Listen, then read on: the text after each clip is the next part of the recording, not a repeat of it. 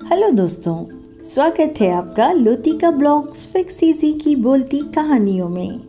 मैं लोतिका आज आपको सुनाती हूँ जर्मनी की एक प्यारी सी बहुत प्रचलित लोक कथा बॉने और मोची। एक शहर में एक मोची अपने परिवार के साथ रहता था। उसके घर के पास ही उसकी एक छोटी सी दुकान थी जहाँ वह जूते बनाने और बेचने का काम किया करता था।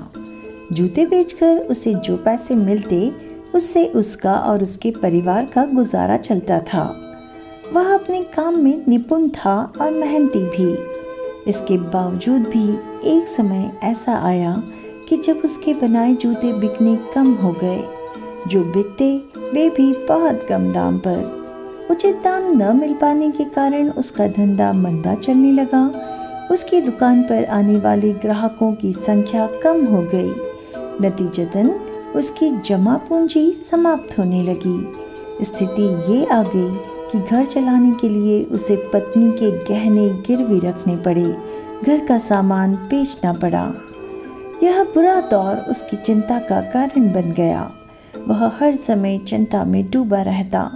उसे चिंतित देख उसकी पत्नी हमेशा ढांढस बंधाती। देखिए, ऊपर वाला सब देख रहा है, उस पर भरोसा रखिए, यकीन मानिए सब ठीक हो जाएगा। पत्नी की बात पर वह मुस्कुरा देता, लेकिन अंदर ही अंदर चिंता में घुलता रहता। उसकी दुकान में जूते बनाने का सामान भी खत्म हो चला था। तैयार जूतों में बस एक जोड़ी जूते बचे थे, जिसे खरीदने दुकान पर कोई ग्राहक नहीं आ रहा था। एक दिन वह अपने बनाए आखिरी जूते बेचने बाजार चला गया। जूते बिक गए।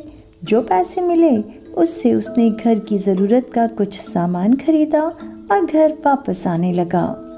रास्ते में उसे एक गरीब बूढ़ी औरत दिखाई दी।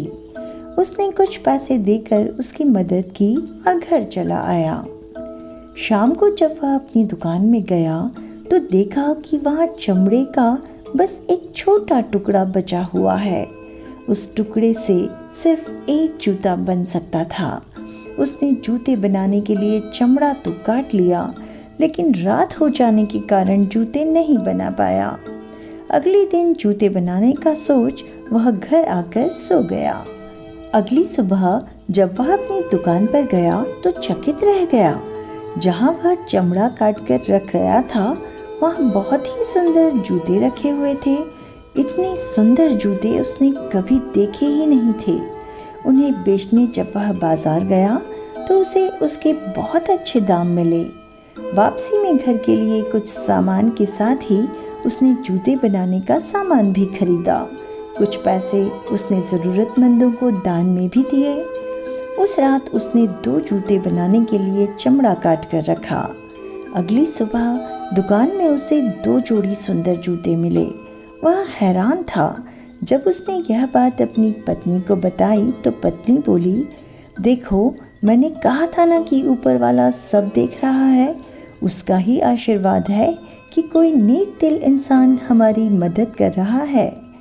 मोची के चमड़े काट कर छोड़ने और फिर अगले दिन बने बनाए जूते मिलने का सिलसिला जारी रहा। 1 से 2, 2 से 3 और फिर रोज़ उसे कई जोड़ी जूते मिलने लगे। वे जूते ग्राहकों को बहुत पसंद आने लगे। बाजार में उसका नाम हो गया और उसकी दुकान में ग्राहकों की भीड़ लगने लगी। अच्छे दाम में जूते बिकने से मोची ने अच्छा खासा पैसा कमा लिया। उसकी आर्थिक स्थिति सुधर गई। वह और उसकी पत्नी सदा मन ही मन उन नेक दिल लोगों का धन्यवाद करते थे जो रोज़ रात उनकी दुकान पर आकर जूते बना जाते थे। एक दिन मोची की पत्नी बोली, इतने समय से कोई हमारी इतनी मदद कर रहा है और हमें उनके बारे में कुछ भी पता नहीं। क्यों न आज रात जागकर हम दुकान की रखवाली करें और देखें कि कौन रोज़ हमारी मदद के लिए आता है। मोची को पत्नी की बात जच गई। उस रात दोनों सोए नहीं, बल्कि दुकान में जाकर छुप गए।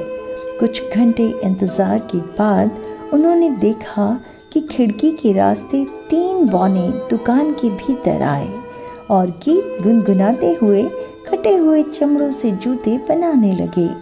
मोची और उसकी पत्नी उन्हें छुपकर देखते रहे। रात भर मेहनत कर जूते बनाने के बाद तीनों बौने खिड़की के रास्ते ही वापस चले गए। उनके जाने के बाद मोची और उसकी पत्नी आपस में बात करने लगे। मोची की पत्नी बोली, उन तीनों बौनों ने हमारी बहुत मदद की है, हमें उन्हें उपहार देकर अपनी कृतज्ञता व्यक्त करनी चाहिए। तुम ही बताओ, हमें उन्हें उपहार में क्या देना चाहिए? मोची ने पूछा। तुमने ध्यान दिया, उनके कपड़े और जूते पुराने हो चुके थे। मैं उनके लिए नए कपड़े सिल देती हूँ और तुम उनके लिए नए जूते बना देना। मोची मान गया। बाजार से सामान लाकर वे बौनों के लिए कपड़े और जूते बनाने लगे। कुछ दिनों में कपड़े और जूते तैयार हो गए। कपड़े बहुत ही सुंदर बने थे और जूते शानदार थे। उस रात चमड़े के स्थान पर उन्होंने बौनों के लिए तैयार किए कपड़े और जूते रख दिए।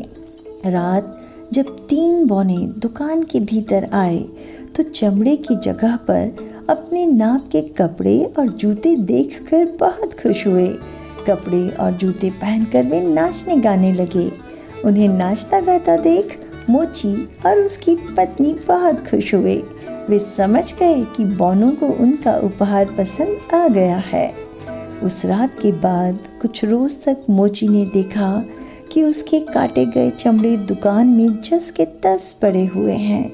बौनों ने वहां आना बंद कर दिया था। मोची समझ गया कि बौने अब कभी नहीं आएंगे। बौनों को मोची की जितनी मदद करनी थी वे कर चुके थे। अब मोची ने अपनी मेहनत से जूते बनाने का निश्चय किया। इतने दिनों में उसे ग्राहकों की पसंद नापसंद का अंदाज़ा लग चुका था और हुनर की उसमें कोई कमी नहीं थी। मेहनत से वह जूते बनाने की अपनी कला को और निखारने लगा। अब उसके बनाए जूते भी बौनों द्वारा बनाए गए जूतों जैसे सुंदर थे। ग्राहकों को उसके बनाए जूते भी पसंद आने लगे।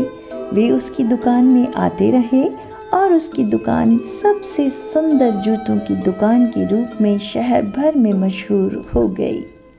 तो दोस्तों, ये कहानी कैसी लगी एक कमेंट छोड़कर ज़रूर बताएं और जुड़े रहें चैनल की और भी प्लेलिस्ट के अलग अलग वीडियोस के लिए। चैनल को सब्सक्राइब करते हुए थैंक्स फॉर वॉचिंग।